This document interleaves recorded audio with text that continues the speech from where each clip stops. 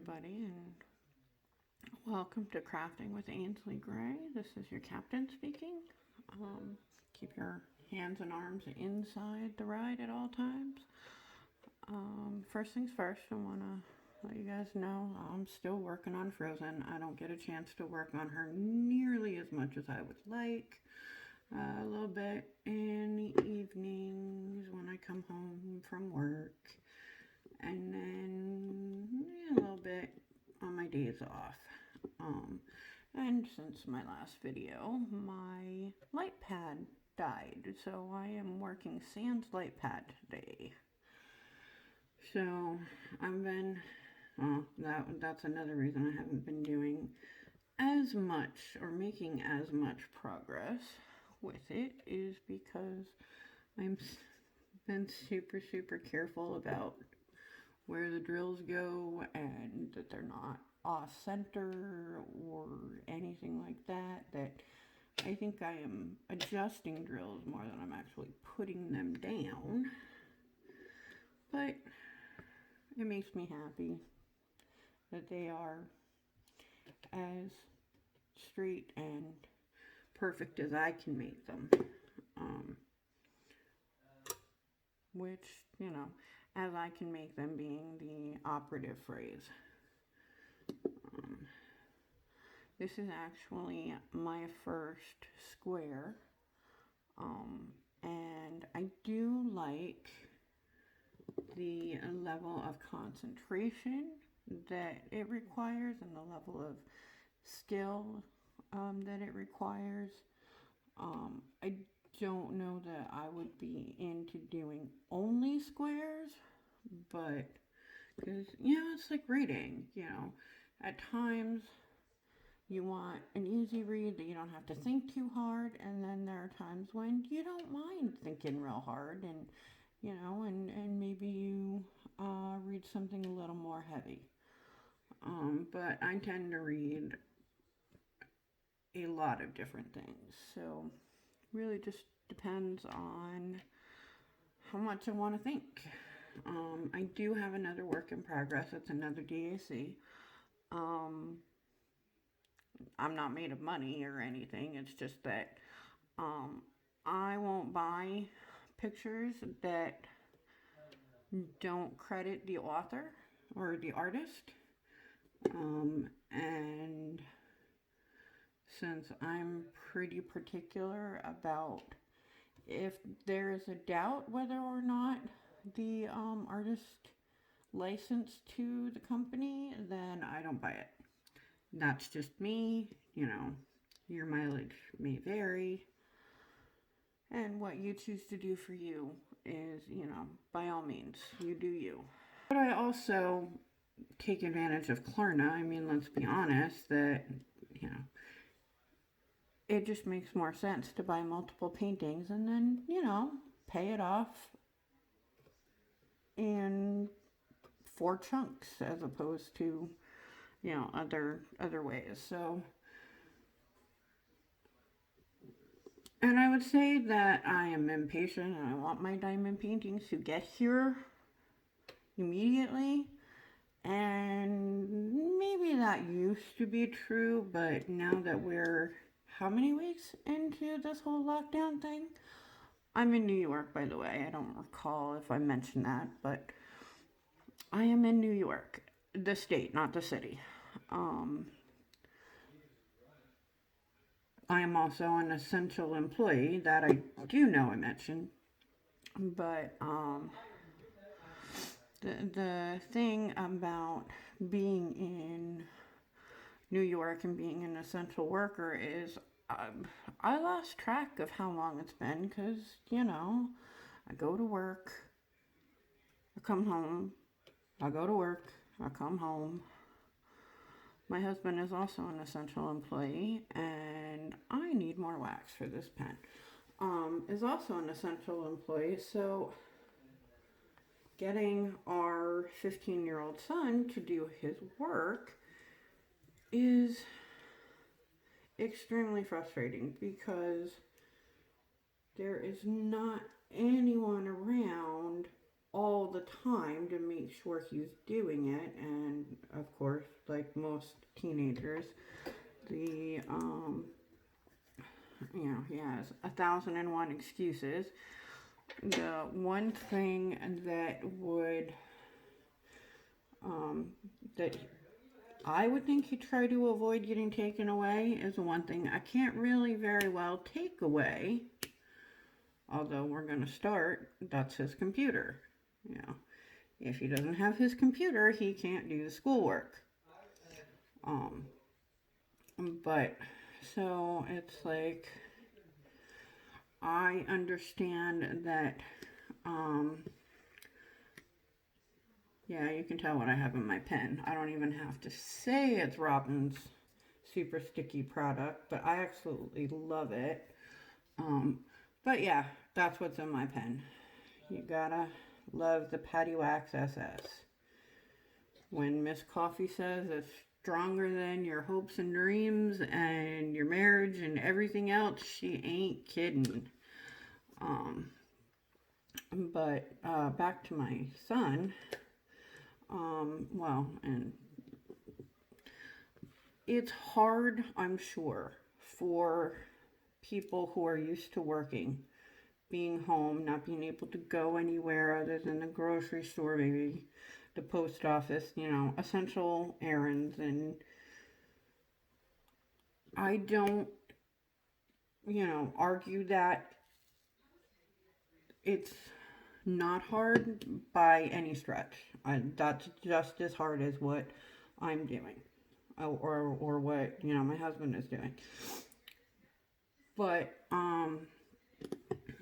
being an essential employee kind of makes it difficult to turn the thumb screws on the kid, because there is nobody here to get on his ass during the day to do what he's got to do, And while, granted, my husband and my work schedule are where we hardly see each other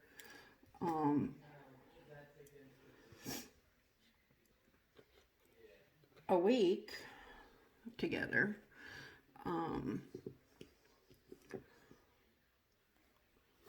it also affects when I wake up. I'm not going to be waking up at 7 a.m. I don't get in until I probably get into my house, and that's not counting dinner or anything. I'm pulling in somewhere around 1 a.m. And I'm usually in bed around 3:30 a.m., give or take. I mean, depends on how rough work was that night, how much I struggled with clients or struggled with lack of clients, or it can vary. Sometimes I need more time to wind down than others. But going to bed at 3:30 a.m. and having a couple medical conditions that when I do finally go to sleep, I'm down for the count for at least 8 to 10 hours every night. That's just, I have to have that amount of sleep if I'm going to work and live life, work, drive, do whatever. Anyway, I didn't mean to go into all of this. I was actually going to do I have a tag over here that I'm going to do, which I'm still going to do. It's a very, very, very long tag. But I don't know how far along I'll get in this video, but then the next video I will,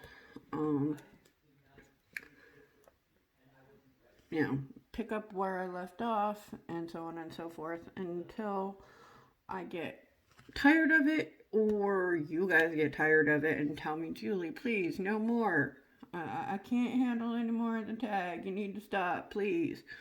Or, I finish it. So with that said, let me see what the questions are. What is your name? Well, you guys know what my name is and you know what it isn't. But for those of you who missed my first video, I am Julie, aka Ainsley Gray. The reason I use a pseudonym besides being interesting and fun, I guess, is because I am a counselor and I need to keep my boundary, my personal boundary and my professional boundary separate. Professional life, personal life. And I know that my patients, my clients, are going to search me up. But if they only have my real name to go by, which they should have my real name, that's my professional name, they're probably not going to find this unless they happen to know to look for it. And since I am very, I won't say that I'm careful, but I am very specific about what I share at work with my clients and what I don't.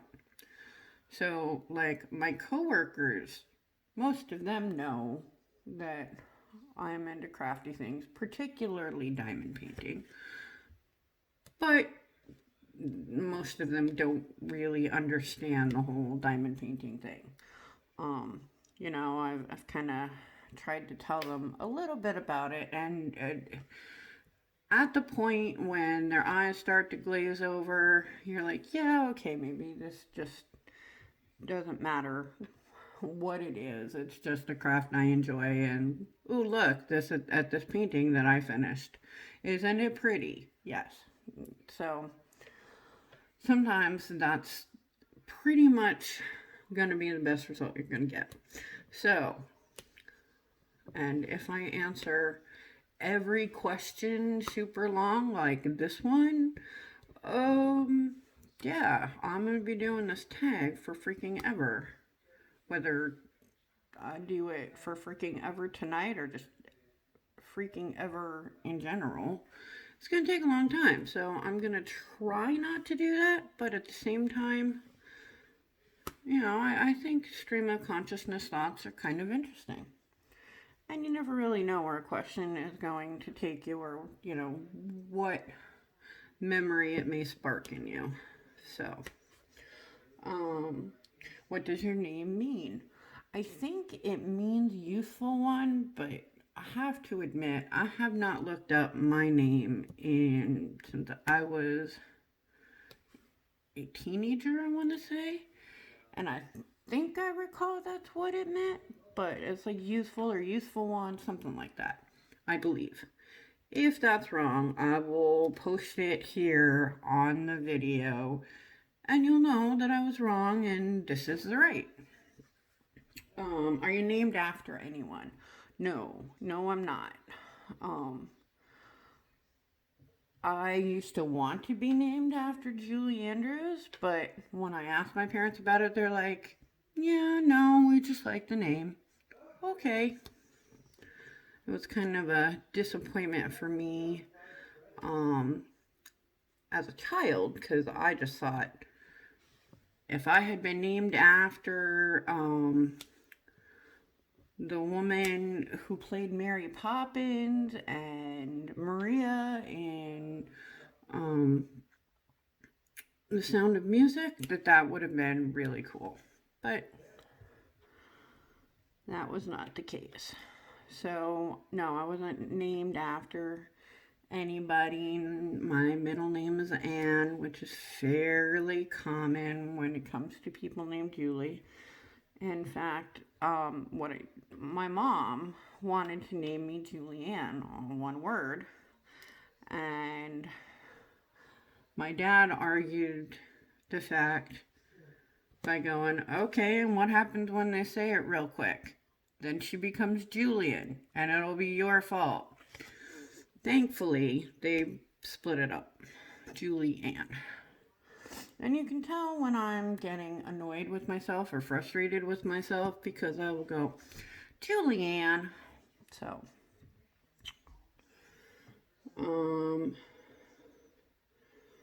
does your name make any interesting anagrams? I don't know. I think I'm going to skip that one because I really don't know. And I have to think too hard to answer that question. And I'm already thinking hard enough to, get these drills placed the way I want them. So, yeah, I'm going to pass on that one. Next question. If you had to change your first name, what would you change it to?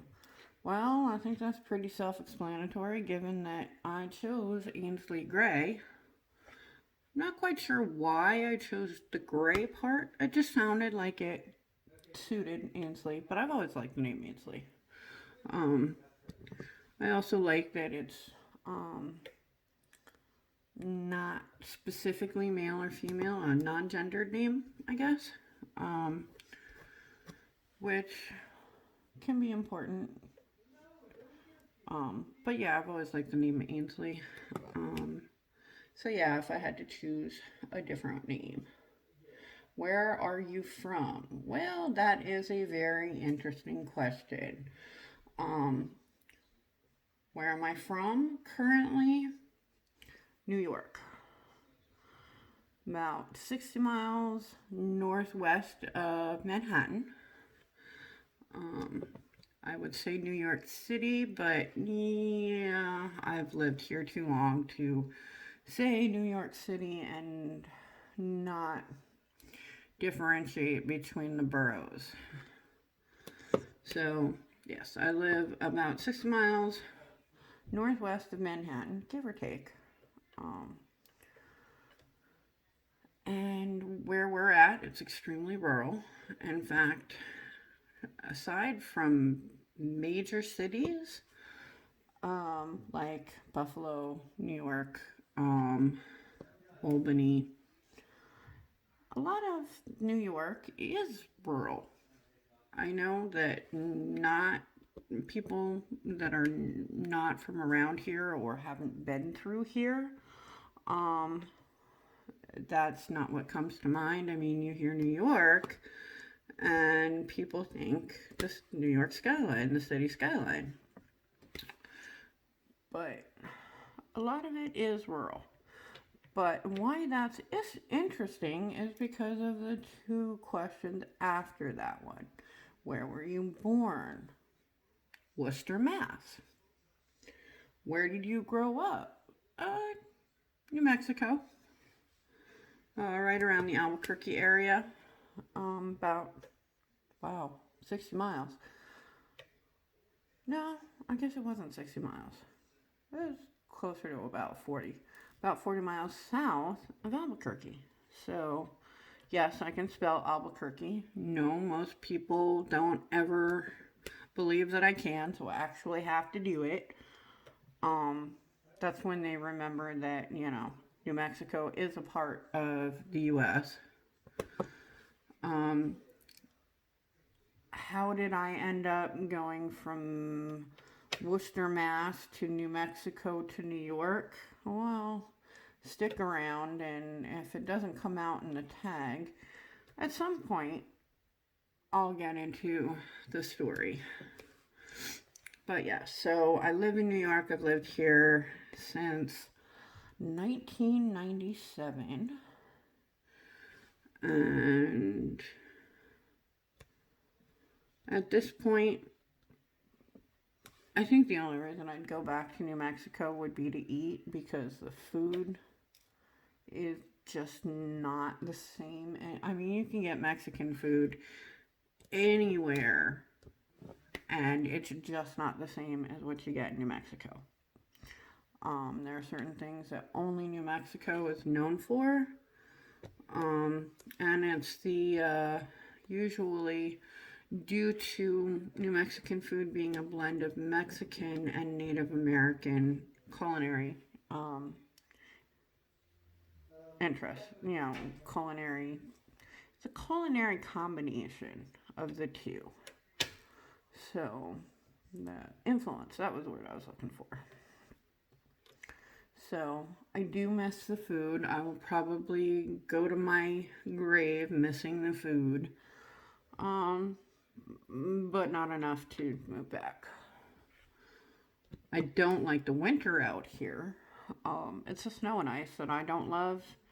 The temperature, it's not really all that different from what I was used to in New Mexico after the sun went down. It get really, really hot during the day, but once the sun went down, it's all sand, and sand does not hold on to heat. So, it got real cold as soon as the sun went down in the wintertime. So, yeah. Who did you look up to growing up? My Aunt Gail. I thought she was the coolest person. I still think she is the coolest person. But she was like, I wanted to be just like her. As I grew up and got older and whatnot, I realized, well, I got what I wanted because we are very similar. I have a very, very good relationship with her to this day. In fact, I call her my mom for reasons that I really don't want to get into, but let's just say my biological mother is not in the picture. So she filled that need for me. So yeah, she was one of the people, the person that I thought was the coolest growing up. I think she's pretty cool now too, but I don't know, there's something about the wonder of childhood, looking at an adult, looking up to an adult, that just seems more magical than adult realizations and understanding of that same person, because there's just that sense of wonder there that, and I needed a sense of wonder when I was a child. Next question, which as soon as I get this drill where I want it, I will look over and see what it is. What are your best characteristics? Besides sarcasm being my native language, sometimes I think that's a good characteristic, and other times I think maybe not so much. It tends to get me in trouble. I am an extremely caring person. I have a very big heart, sometimes too big. I have a mothering instinct, not because I think the world needs a mother, but because sometimes people need someone that they can come to that is going to, be a mother type figure, or older sister or younger sister, but family is really important to me. So those are the types of relationships that I tend to think of when I think about how I express people, how I express the way I care for people. And I guess that family is not important to me is another one of those characteristics. So yeah, I'd say those are my, and I have a sense of humor. I have to have a sense of humor because otherwise, what's going on in life would probably be making me cry. And well, it has here and there. I try to remember that sometimes you just gotta be silly and laugh. Um, when it comes to amusement, though, unless I'm particularly tired, um, I'm not a huge like laugher.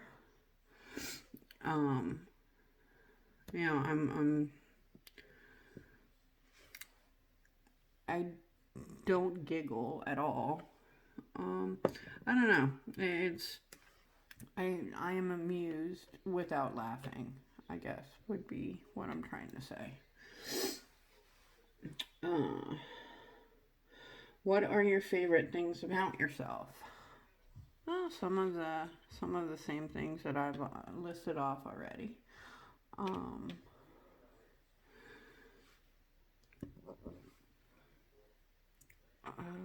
what else do I love about myself? Or my favorite things about myself? Um, I think the fact that I am not fearful, or I'm not afraid to try new things. Um,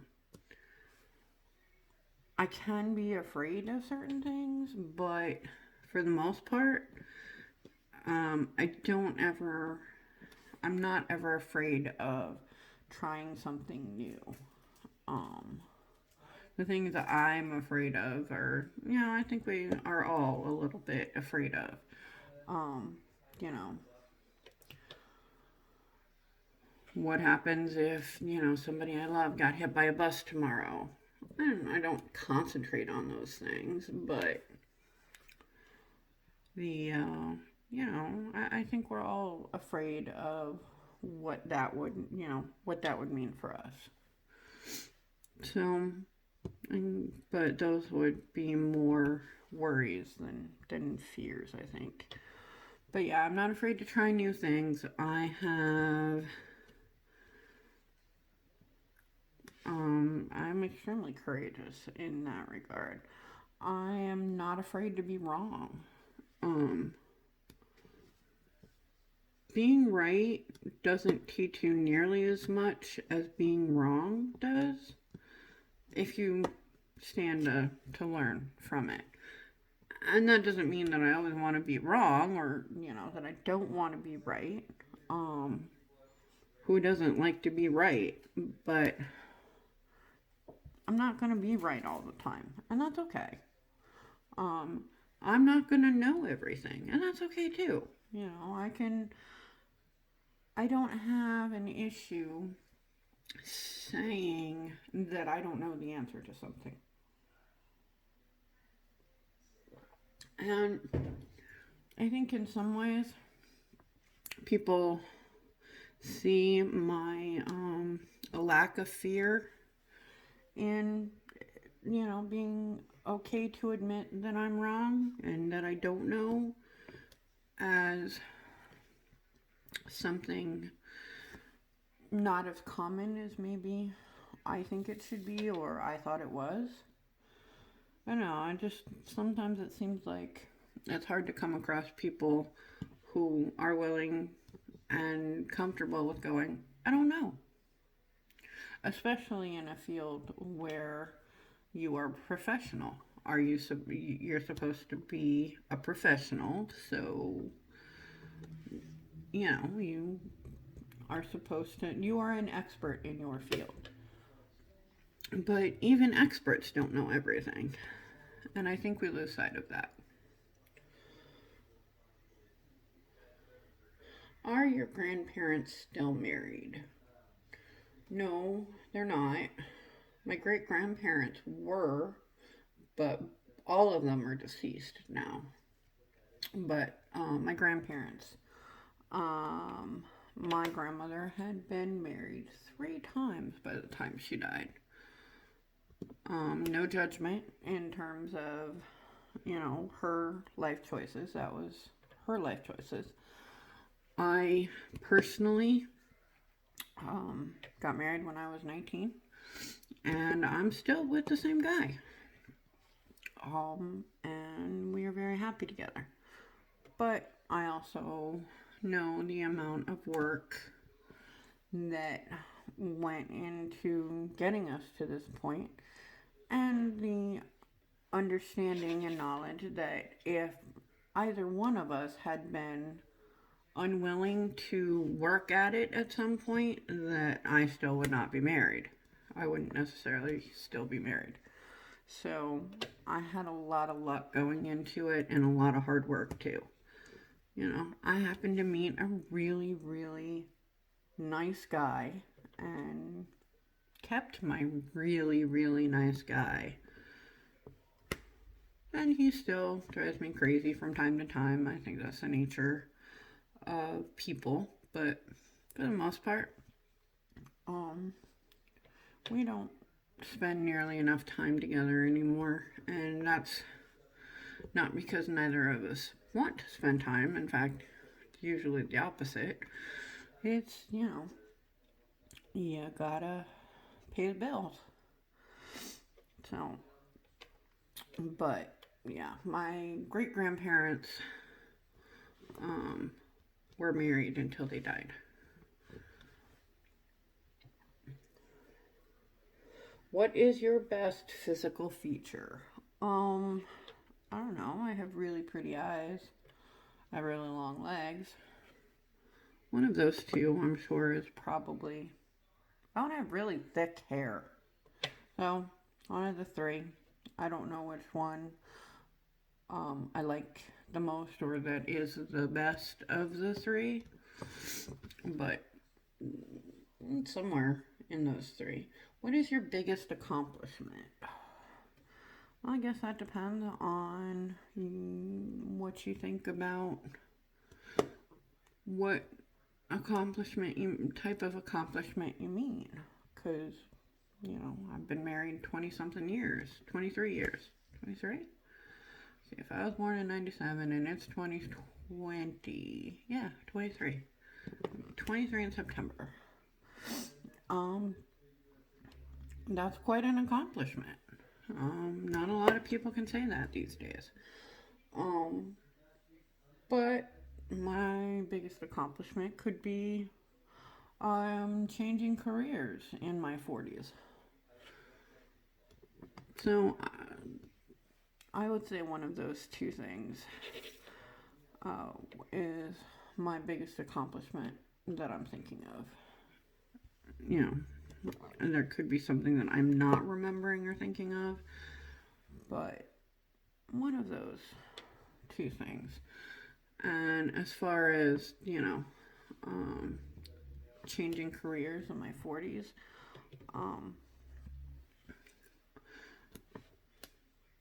that just speaks to the whole, not afraid to try something new or do something new. But what is your biggest fear? My biggest fear is losing somebody that I love unexpectedly and isolating because of it.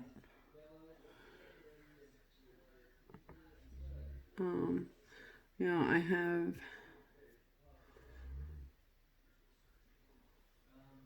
a tight-knit family for a reason. I have worked really, really hard. And I don't mean my extended family. In fact, I tend not to talk much to my extended family.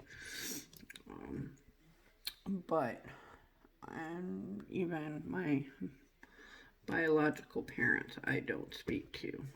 But my children and my husband and my aunt and my uncle and their daughters are people in my family unit.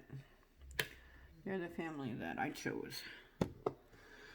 And losing one of them unexpectedly especially if it were one of my children. I don't know that I would come back from that. Wow, this got really dark and deep, but yeah, it's my biggest fear is losing somebody and not being able to, whoops, come back from that, and that it would just break me so utterly that I wouldn't know how to live life without them. What is your biggest regret? Um, I'm not much into regrets, and that's not to say that there aren't things that I wish I hadn't done, or, things that I wish I had done when I had the opportunity. But the thing about regrets is every choice that I have made to get to this point has led me to the person that I am. And I really like who I am. So, for any of those things to change, large or small, it would change who I am today. And I don't know that I would want to change that. So, are there things that I could be regretful about? Yeah, but I don't really feel like I don't really regret them because they have made me who I am today. And what is your eye color? It's blue. What inspires you? Music inspires me. Um, Art inspires me. My children inspire me. Um, Nature inspires me. Really depends on what it is what sort of inspiration I'm getting as to what it is that inspires me. But at the end of the day, I try to leave the world a better place than when I entered it. And each and every day, I have to make choices that are in line with that belief, that adage. And so the things that inspire me are usually the things that lead me to making the world a better place than it was when I entered it. Because that's what really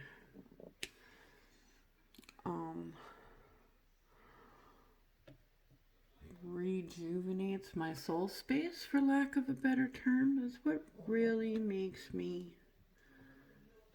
refreshed and rejuvenated. So long as I take time for me, and this is time for me. Spending 10 extra minutes in the shower because it feels good is time for me. Or any other number of activities that I could choose to do with my time.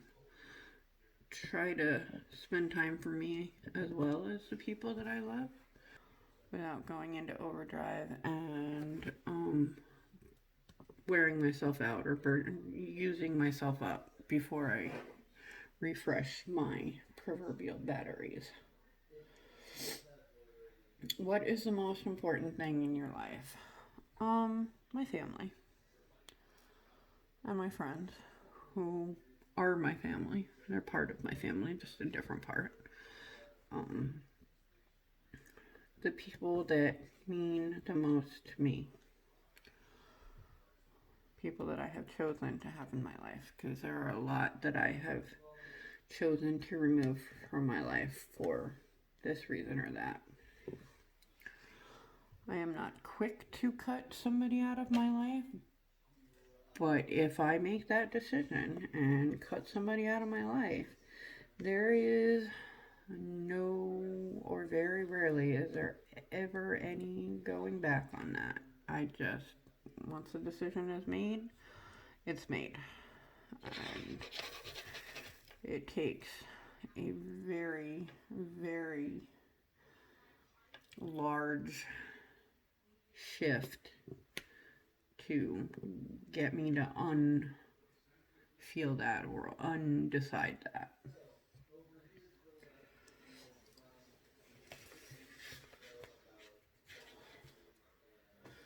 What has required the most courage of you in your life so far? That's a interesting question.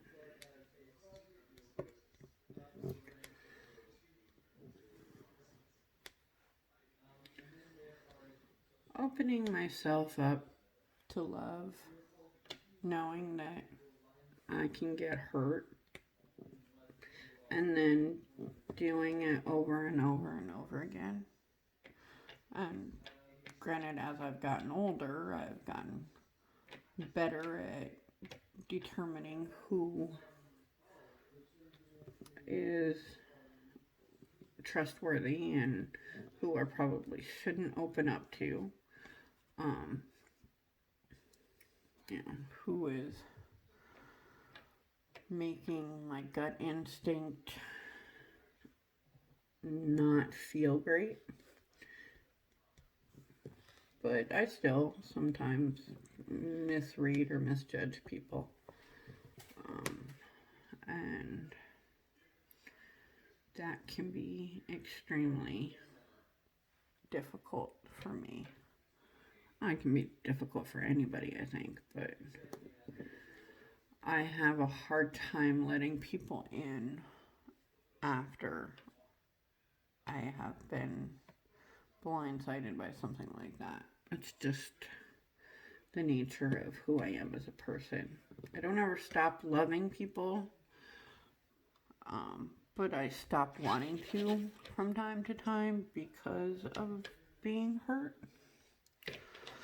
So having the courage to open myself up and put myself back out there as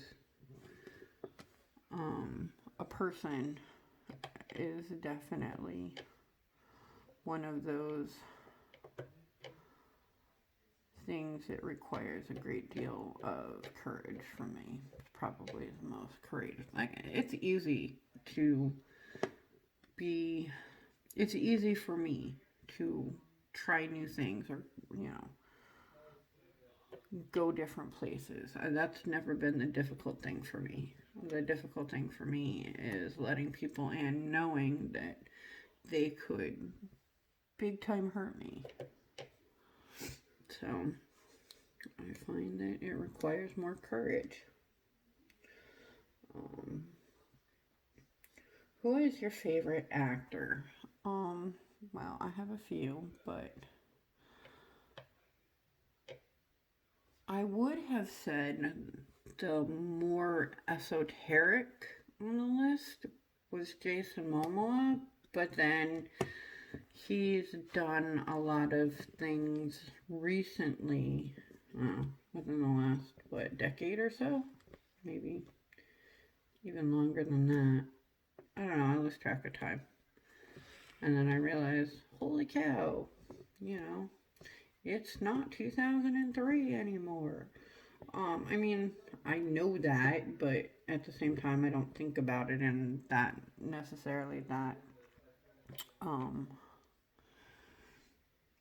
perspective when I think about, it's 2020. But I first came across Jason Momoa on Stargate Atlantis, and I just thought that he was super yummy. So he is my favorite actor as far as appearances go, and he's a pretty damn good actor. Once he played Khal Drogo, though, and I love the Khal Drogo that he played. I also knew that he was only gonna be in the first season because I had read the book. It was still hard for me to watch that. But I'd say he is probably one of my favorites, if not my favorite actor. My favorite actress, Jennifer Lawrence, or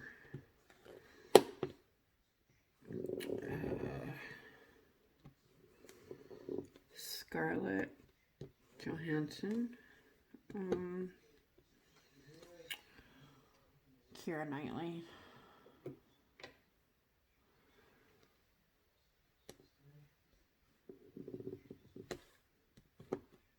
I don't know. There's so many. Julia Stiles. I think if I ever had a movie made of my life, and trust me, there's no one that wants to make a story of my life or a movie about my life. But if I were putting together a cast for the story of my life, Julia Stiles would be me. Not because of the, well, not just because of the similarities in our names, but she does look, or did look, very similar to the way I did as a teenager. I saw I saw the resemblance, but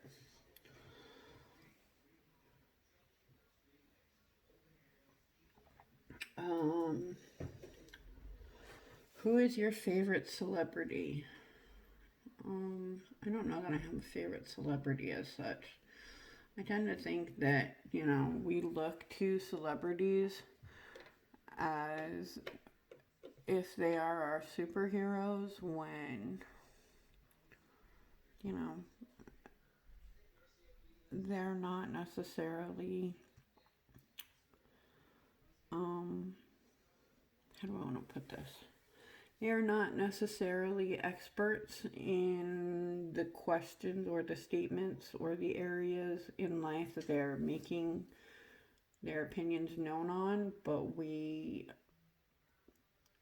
treat it as if they are, and that kind of bothers me. So, I can be really into a musician and have no interest whatsoever in their politics because I want to know how, I want them to make pretty music because that's what they're good at and that's what I enjoy about them. I don't want to know what their politics are. I think that we look to celebrities to make statements about life, the universe, everything, when they have no expertise in those matters to make statements or, opinions about life, the universe, and everything. And they're more than welcome to have an opinion. I encourage everybody to have an opinion. Sorry, I just heard Miss Coffee in my head going, yes, and thank you for having an opinion. We're glad you have one. This one is mine, or something along those lines. But I just don't think that. I think their opinions are just that, and we buy into them far more than we really should as a society, and that bothers me.